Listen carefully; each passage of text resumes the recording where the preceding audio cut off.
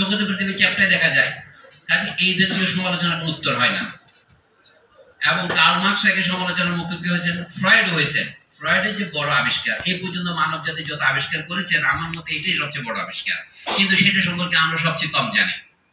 যে মানুষের প্রথম অহংকার ছিল এই পৃথিবী হচ্ছে সৌরজগতের, নক্ষত্র জগতের, জগতের সব বস্তুর কেন্দ্র। এটা ভেঙে দিলেন কোপার্নিকাসের আবিষ্কারের পরে।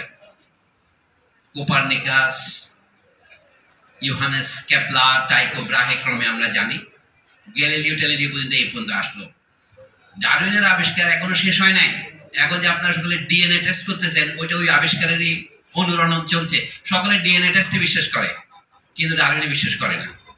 তৃতীয় হচ্ছে, ফ্রয়েড সম্পর্কে লোকে খুব কমই জানে। আমাদের শেষ অহংকারটা কি? ডারউইন যে অহংকারে আমাদের আঘাত দিয়েছেন, আমার মানব জাতিকে, বাঙালিকে নয়, ইউরোপ বা বাংলাদেশ নয়, এখানে যে মানব জাতি সৃষ্টির শ্রেষ্ঠ সৃষ্টি। আমরা বলি মানুষ হচ্ছে আশরাফুল মাখলুকাত। ডারউইন ওখানে একটু টাকা দিয়ে বলছেন আশরাফুল মাখলুকাত তো হবই আমরা, নাহলে পৃথিবী আমরা ধ্বংস করার জন্য এত প্রস্তুত আছে কি হবে? মানুষই একমাত্র প্রাণী যে পৃথিবীকে ধ্বংস করতে পারে কয়েকটা বোমার আঘাতে। এখন তো আবার দ্বিতীয় ঠান্ডা যুদ্ধ শুরু হয়েছে। এখন এই যুদ্ধ পরিচালিত হবে কোথায়? অ্যাটম বোমায় নয়, সেমিকন্ডাক্টর ইন্ডাস্ট্রিতে। এইটাই চলতেছে এখন। মূলত যুদ্ধ যে এইটাও যে একটা শ্রেণী সংগ্রাম আন্তর্জাতিক পর্যায়ে, সেটা বোঝার বুদ্ধি আমাদের হয়নি। কার্ল মার্কস এটা শিখিয়েছিলেন বলেই আমরা কার্ল মার্কসকে নিন্দা করি। একইভাবে কিন্তু কার্ল মার্কস আত্মজীবনী লেখেননি। ডারউইন সাহেব কিছুটা আত্মজীবনী লিখেছেন, সেটাও তার ভ্রমণ বৃত্তান্ত, ভয়েস অফ দ্য বিগল। আমি উদাহরণ দিয়ে বলছি, আমি ওইসব লোকের সাথে তুলিত হবার ধারে কাছেও যাই না, কিন্তু জাস্ট বড় ছাঁচ দেখালে ছোট লোক বুঝতে আর কষ্ট হয় না।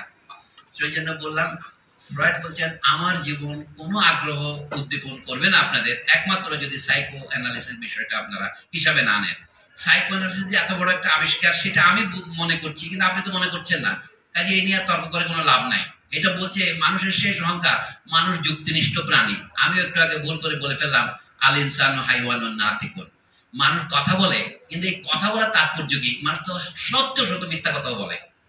কিন্তু ফ্রয়েড বলেন যতই মিথ্যা বলো না কেন, তুমি কিন্তু সত্য না বলে পারবে না। কারণ তুমি যেটা বলছো সেটার মধ্য থেকে আমি বের করে ফেলতে